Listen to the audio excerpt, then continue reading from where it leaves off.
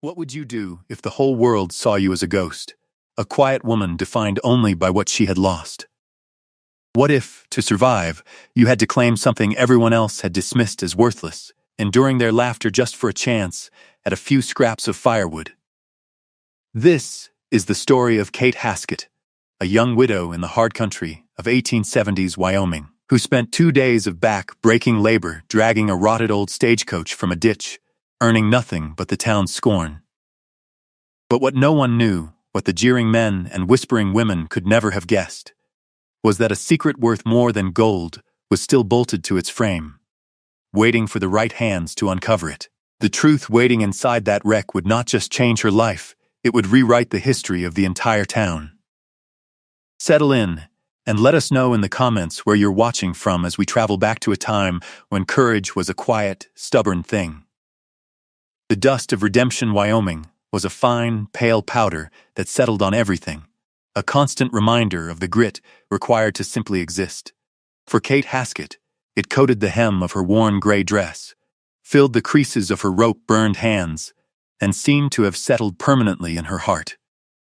It had been a year since the mine collapse had taken her husband Thomas, leaving her with little more than his name and a silence that filled their small rented cabin at the edge of town. At 25, she felt ancient. Her days were a cycle of steam, lie, and other people's dirt. Her work as a laundress paying just enough to keep food on the table and oil in the lamp. She moved through the town with a stillness that made people look past her, a sorrowful fixture as common and unnoticed as a fence post. Her hands were her ledger, the skin raw and split from wringing heavy sheets and scrubbing collars for men who would never know her name. They were the hands of a woman twice her age, but they were strong. They had to be. One sweltering afternoon, walking the long road back from a delivery to a ranch on the far side of the valley, she sought a moment's rest in the shade of a deep ravine carved by spring floods years ago. And there she saw it. Tilted at a drunken angle, half swallowed by mud and overgrown with thistle, was the skeletal remains of an old stagecoach. Its wheels were gone, its paint peeled away to reveal the dark, weathered wood beneath. It looked like the carcass of some great beast that had fallen and been forgotten by time. Most people hurried past this spot. It was a place of bad memory, the site of the infamous Black Creek payroll robbery 5 years prior. A driver had been killed, the guards wounded, and a fortune in Union Pacific wages had vanished into thin air. The coach was a monument to that violence and loss, an ugly scar on the land. But Kate saw something different. She saw firewood to last a winter. She saw sturdy planks that could patch the leaky roof of her shed. She saw salvage, a small bulwark against the coming cold. In a life measured by the smallest of margins, the derelict coach was not a ghost, it was a possibility. An idea, stubborn and quiet, took root in her mind. It was a foolish idea, a task far too great for one woman and an old, tired mule. But the thought of the warmth from that old wood burning in her stove was a comfort she could not easily dismiss. She stood there for a long time, the sun beating down on her bonnet, her gaze fixed on the wreck. The town of Redemption saw a woman of sorrow, but in that moment, looking at the impossible task before her, Kate Haskett was simply a woman with a plan. A flicker of the person she was before Thomas's death, the determined girl who had crossed the plains, stirred within her. The wind whispered through the tall grass in the ravine, a lonely sound that seemed to pull her toward the forgotten coach.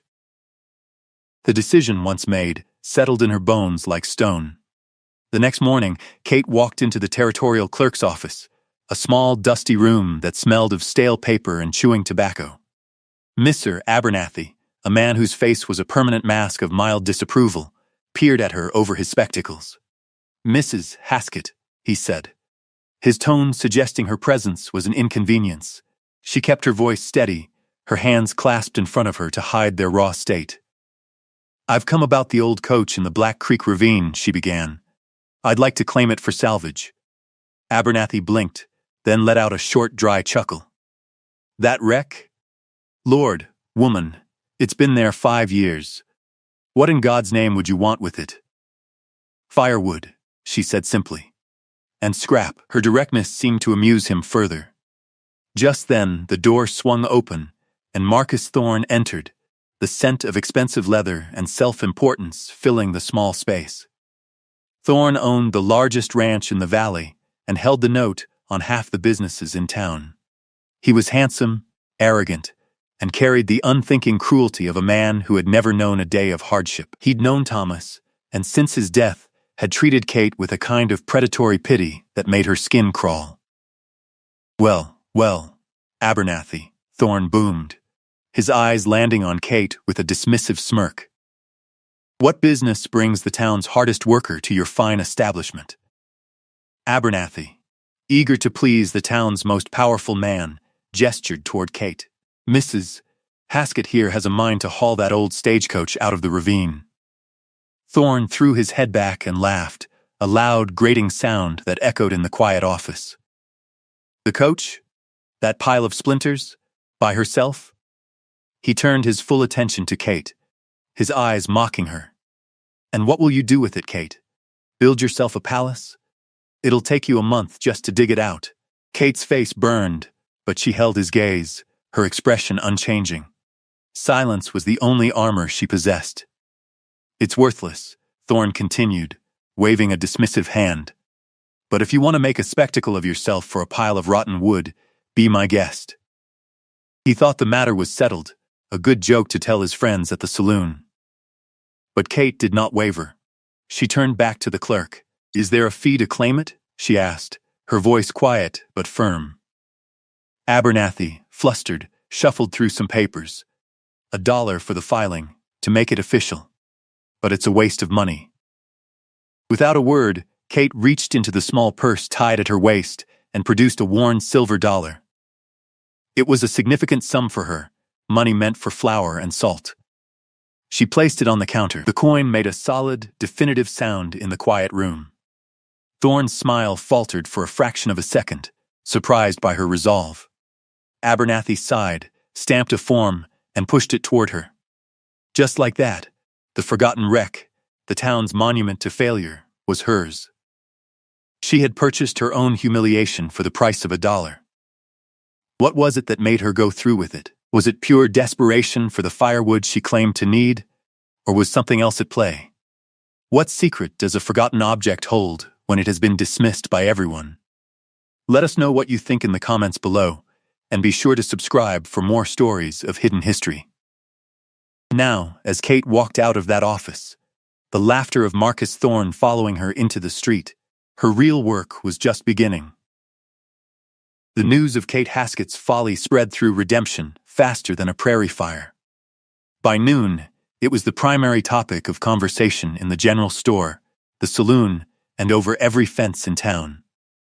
The image of the slight widow attempting to move a 2-ton stagecoach, with nothing but an old mule, was a source of endless amusement. Heard Kate's building a mansion, one man snickered at the bar, and the line was met with a chorus of laughter.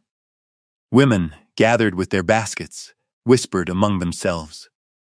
Poor thing, one said, shaking her head. Grief has surely addled her mind.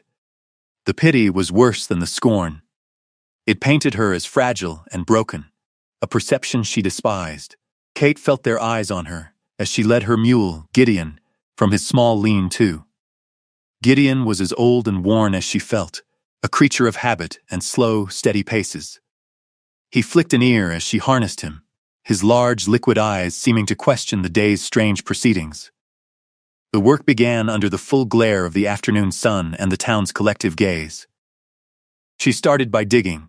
The coach was sunk deep in the earth, its undercarriage held fast by years of compacted soil and stubborn rock. The rhythmic scrape of her shovel against stone was the only sound in the ravine, a lonely counterpoint to the distant hum of the town. Hours passed, sweat soaked through her dress, plastering it to her back. Her hands, already tender, began to blister anew. By late afternoon, Marcus Thorne made good on his promise of a spectacle. He rode out on his fine black stallion, 2 of his well-dressed friends in tow. They reined in their horses at the lip of the ravine, looking down at her like spectators at a Roman circus.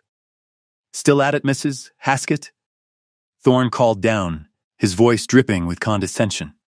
"You've moved almost a whole shovelful. At this rate, you'll have it out by the next century." His friends roared with laughter. Kate didn't look up. She just kept digging, her movements deliberate, her focus narrowed to the earth in front of her. Her refusal to acknowledge him was a small, silent rebellion. After a few more jeers, they grew bored and rode away, leaving her in a cloud of dust and humiliation. She worked until the sun bled into the western hills, painting the sky in hues of orange and bruised purple. As dusk settled, a figure approached from the direction of the river. It was an old woman named Evangeline, who lived alone in a small cabin upstream. The townspeople were wary of her. She was of Arapaho descent and kept to the old ways, trading in herbs and speaking in a language most didn't understand. She moved with a quiet grace, her face a beautiful map of wrinkles. She stopped near Kate, her dark eyes taking in the scene. The exhausted woman, the patient mule, the half-buried coach. For a long moment, she said nothing. Then, she looked from the rotting wood to Kate's determined face. Her voice, when she spoke, was low and raspy, like dry leaves skittering across stone. "Some things don't want to be forgotten," she said, her gaze intense. "They just wait for the right hands." Kate, leaning on her shovel for support, could only stare. The words were strange, cryptic. She had no idea what they meant. Evangeline gave a slow, deliberate nod, as if she had delivered a message of great importance, then turned and continued on her way, melting back into the twilight. Kate was left alone with the old woman's words hanging in the cooling air, a strange and unsettling premonition she couldn't yet decipher.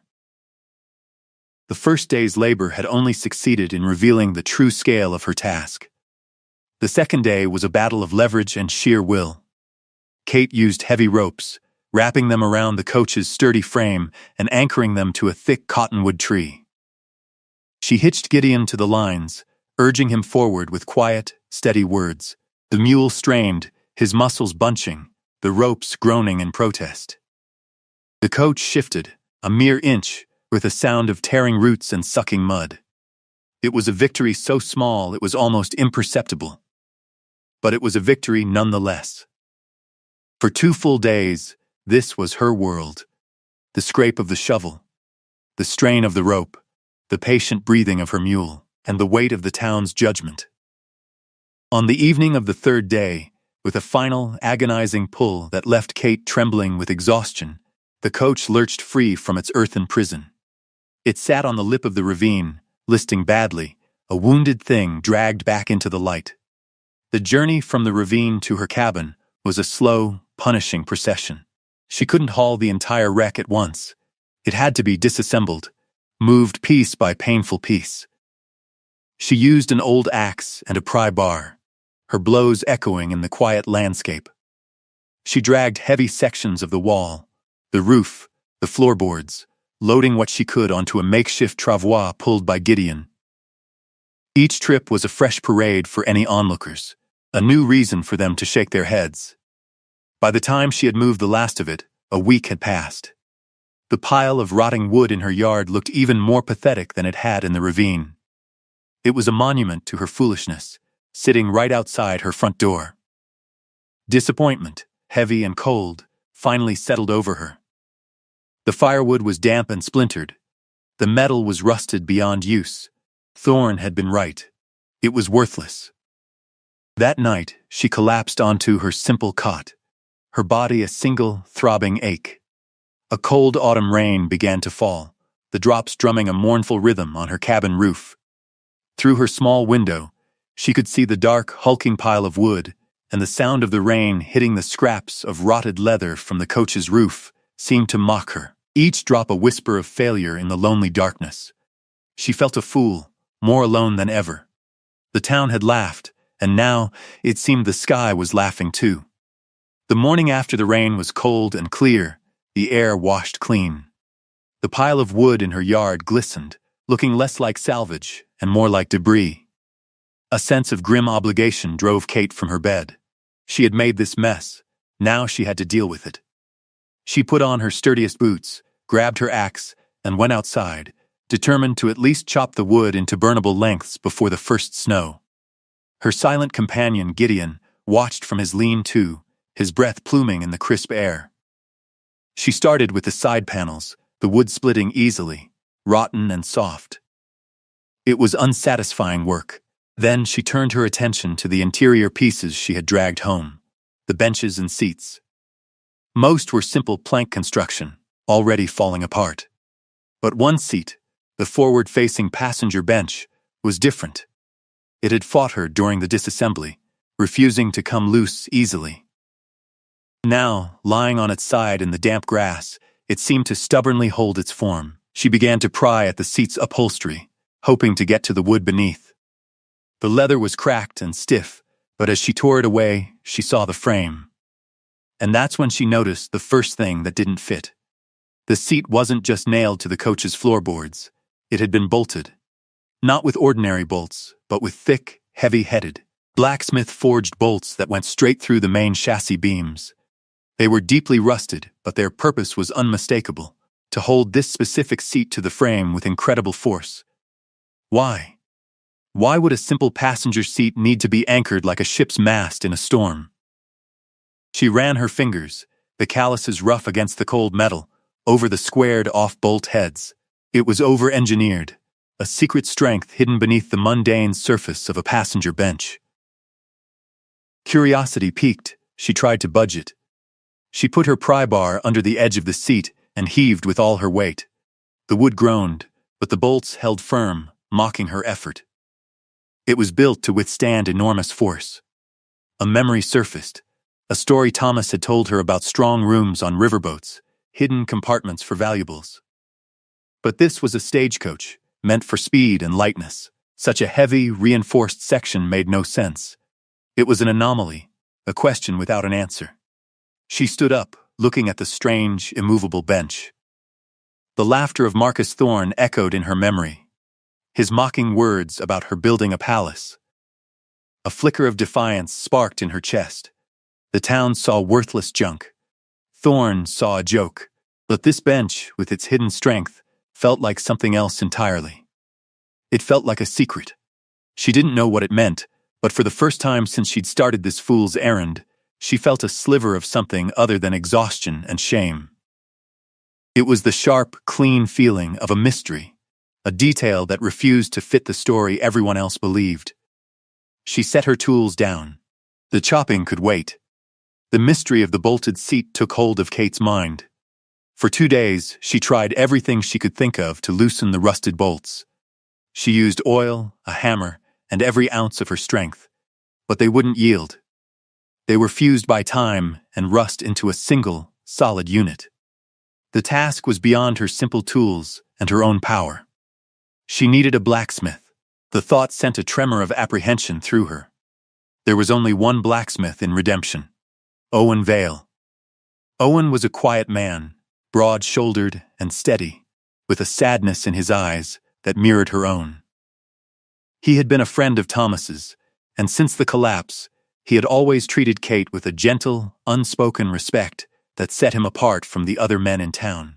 He never offered pity, only a quiet nod when they passed on the street.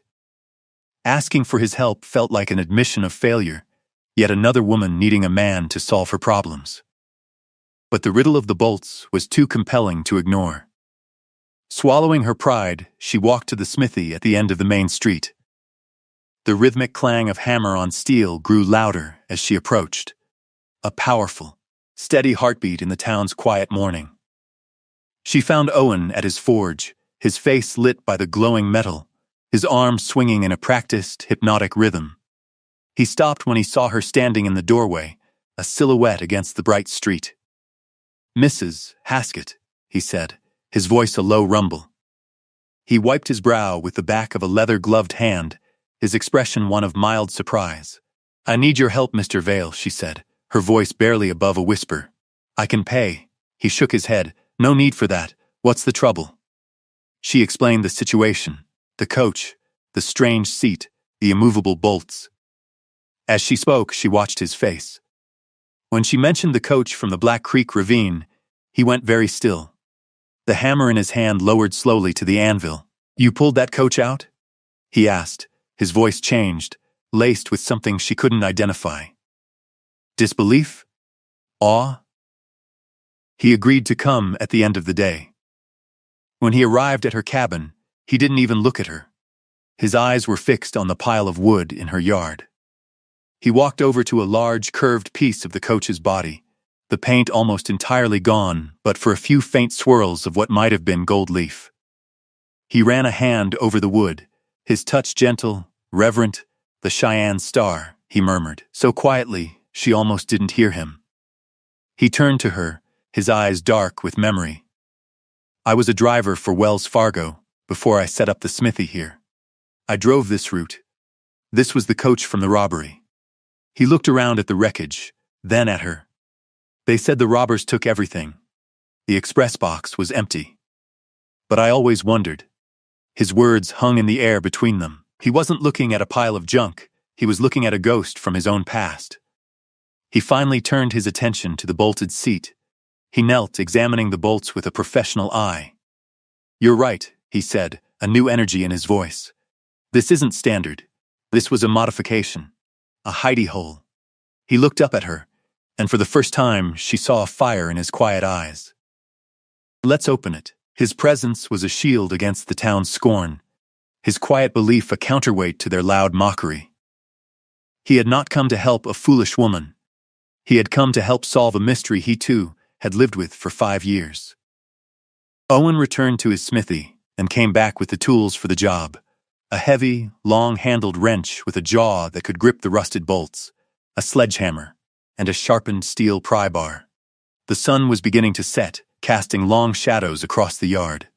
The work was slow and brutal. Owen positioned the wrench on the first bolt while Kate held it steady, her hands pressed against the cold steel.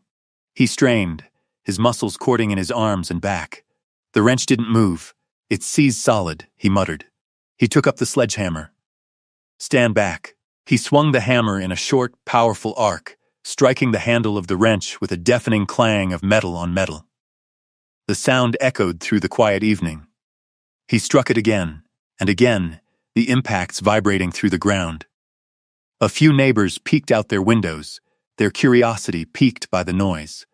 Finally, with a sharp crack like a gunshot, the rust seal broke. The bolt groaned, then began to turn. They worked like that for over an hour, a silent team united by a common purpose. Owen would strike, and Kate would help turn the wrench, the two of them moving in a rhythm of shared effort. One by one, the 4 massive bolts surrendered. When the last one was free, they both stood back, breathing heavily in the cool air. The moment felt charged, sacred, using the pry bar. Owen carefully leveraged the heavy seat up. It lifted with a groan of protesting wood. And there, nestled in the space beneath, was a flat iron box. It was about 2 feet long and a foot wide, its surface dark with rust but otherwise intact. It wasn't the main express box, which would have been large and obvious. This was a secret, custom-built strongbox, bolted directly to the chassis and hidden perfectly by the passenger seat above it. A wave of dizziness washed over Kate. The laughter of the town, the whispers, Thorne's smug face, it all dissolved in this singular, vindicating moment. The box was locked. There was no key. Owen looked at Kate, a question in his eyes. She gave a single, sharp nod. He positioned the sharpened end of the pry bar in the seam of the lid and, with a grunt of effort, brought the sledgehammer down upon it. The lock, old and brittle, shattered on the 3rd blow. With the pry bar, he slowly, carefully lifted the heavy lid. Kate leaned in, her heart pounding against her ribs. Lantern light from her cabin window spilled over the contents. There were no gold coins, no stacks of cash. The box was filled with neat, oilskin-wrapped bundles. Owen gently lifted one out and handed it to her. Her hands trembled as she unwrapped the packet. Inside were papers, stacks of them. She recognized the letterhead immediately, Union Pacific Railroad. They were payroll ledgers, bank drafts drawn on a Denver bank and account books, and at the very bottom, tucked inside a folded ledger, was a single, sealed envelope. On it was written a name, Governor Isaac Thorne. Marcus Thorne's late father, the man revered as the founding patriarch of redemption. With trembling fingers, Kate broke the seal and unfolded the letter inside. The sloping, elegant handwriting detailed a plan not of robbery, but of calculated deception, a staged holdup to conceal a massive embezzlement, a crime orchestrated by the very men who had built the town. And the letter was signed by 3 of them. The discovery left them in stunned silence. The wind rustled the papers in Kate's hands, the names and numbers representing stolen wages, ruined finances, and a 5-year-old lie that had become the town's history. Just as the enormity of what they held began to sink in, the weather turned. The sky, which had been clear moments before, was now a dark, bruised canopy. A low rumble of thunder echoed from the mountains, and a fierce, cold wind whipped through the yard, scattering leaves and dust. It was as if the unearthing of the secret had summoned a physical storm. They quickly gathered the papers, wrapped them back in their oilskin protectors, and hurried inside Kate's small cabin, shutting the door against the rising gale. Inside, by the warm, steady glow of her kerosene lamp, they laid the documents out on her small wooden table. The letter from Isaac Thorne was a confession and a conspiracy, naming his partners, the town's first judge and the president of the bank. They had systematically siphoned funds from railroad contracts, and the robbery was a desperate, violent scheme to cover the shortfall before an audit. The storm hit with full fury. Rain lashed against the windows and wind howled around the corners of the cabin. In the midst of the tempest, a frantic, desperate banging sounded at the door. Owen and Kate exchanged a look of alarm. Owen opened the door to reveal a man, soaked to the bone, his face pale with panic. Behind him, a woman huddled with 2 small children, their faces streaked with rain and fear. "Please," the man begged, his voice cracking. "Our wagon, the axle broke in the wash. The water's rising." It was a family of settlers, strangers, caught in a flash flood. This was the test. In her hands, Kate held the power to ruin the most powerful family in the territory, to claim a reward that would change her life forever. It would have been easy to turn them away, to guard her secret, to focus only on her own impending victory. But looking at the frightened faces of the children, she saw not an inconvenience, but a duty. She saw herself, a year ago, adrift and in need of shelter. "Bring them in," she said without hesitation. She and Owen helped the family inside, settling them near the small wood stove. Kate gave them her last loaf of bread and made a pot of coffee, her actions calm and certain. The father, a man named Miller, noticed the papers still spread on the table. He leaned closer, his eyes widening. "Is that Union Pacific script?" he asked, his voice full of a painful awe. "My brother was a foreman on that line. He lost everything when that payroll vanished. They accused him of being in on it. Ruined him." The abstract crime in her hands suddenly had a human face, a story of real suffering. Just then, through the shriek of the wind, they heard the sound of a horse outside. A sharp knock came at the door. It was Marcus Thorne, cloaked and dripping, his face a mask of suspicion. He had seen the light in her cabin, and Owen's horse tied outside.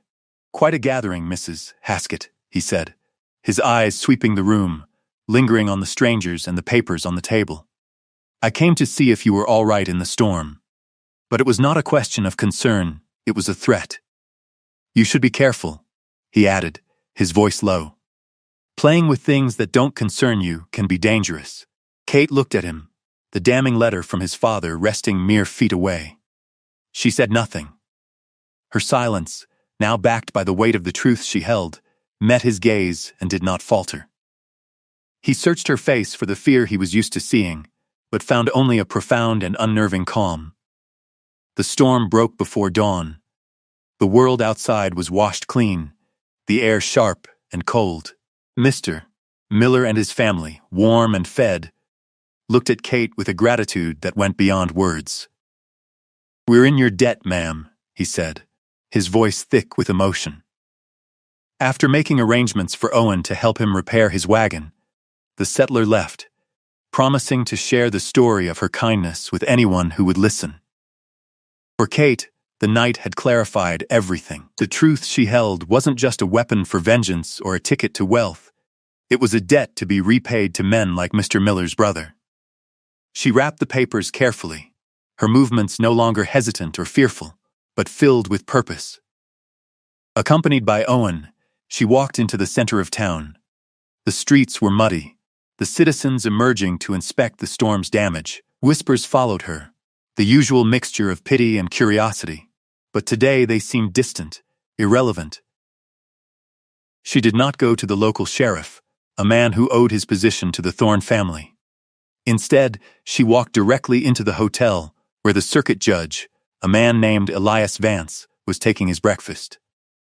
Judge Vance was known for his stern demeanor and his incorruptible reputation. He looked up, annoyed at the interruption, as Kate and Owen approached his table. "Mrs. Haskett," she said, her voice clear and steady.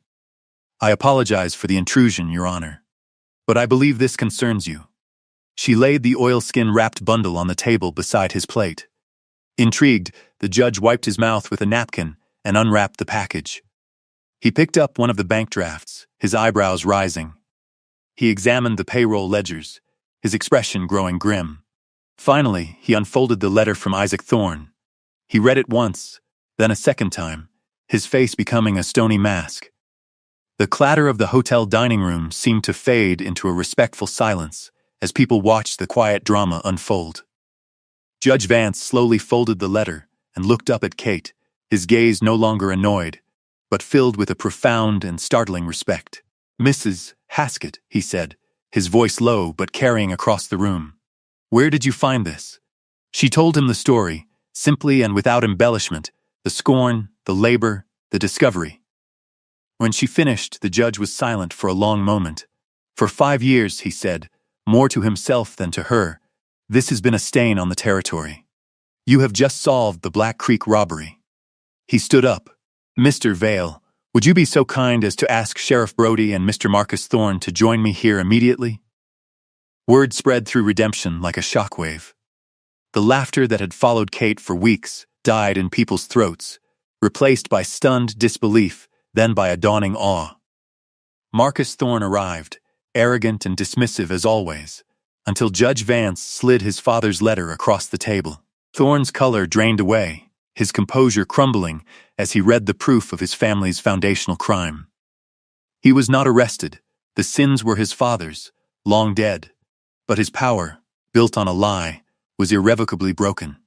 The judge declared that the Thorne estate was liable for the full amount of the embezzled funds, plus interest. The bank was ordered to honor the drafts, and by territorial law, a significant finder's reward for the recovered federal assets was to be awarded to Kate Haskett. The town that had mocked her now watched her in reverent silence. In the weeks that followed, Redemption was a town transformed. The humility of the Thorne family was a quiet, constant spectacle.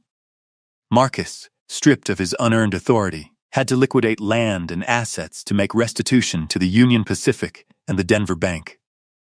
The story of Kate's quiet persistence and startling discovery became a local legend, recounted in hushed, admiring tones in the very saloon where she had been a punchline. Strangers, like the Miller family she had sheltered, began to arrive, drawn by the news, and they spoke of her not as the woman who got lucky, but as the woman who showed integrity. The town's memory was rewriting itself, and at its center was the laundress they had all dismissed. Kate collected her reward, a sum that was, to her, unimaginably large.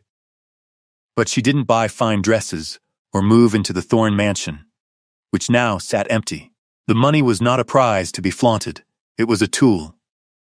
The first thing she did was buy a small, fertile plot of land overlooking the valley, a place with a clear view of the mountains and a stream running through it. The final scene of her long struggle unfolded at golden hour, that quiet, holy time between day and night. She was not alone. Owen Vale stood with her on her new land, not as a suitor in a whirlwind romance, but as a partner, a friend forged in a crucible of rust and truth. They weren't speaking of marriage, but of foundations, of building something solid and real. They were drawing plans in the dirt with a stick for a new combined livery and blacksmith shop, a venture built on her capital and his skill. Nearby, the last remnants of the Cheyenne Star were stacked neatly. The rotted wood, the source of so much scorn and pain, had been sawn into lengths, ready to be the first fuel to warm the small, sturdy house she planned to build. It was no longer a symbol of humiliation, but of a strange and profound beginning. Owen, watching her gaze at the pile of wood, asked the question that had been on everyone's mind. "What will you do now, Kate?"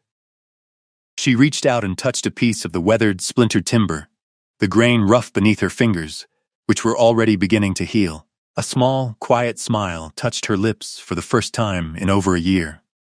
She looked out at the valley, at the future spreading before her, and gave her answer, the quiet moral of her story.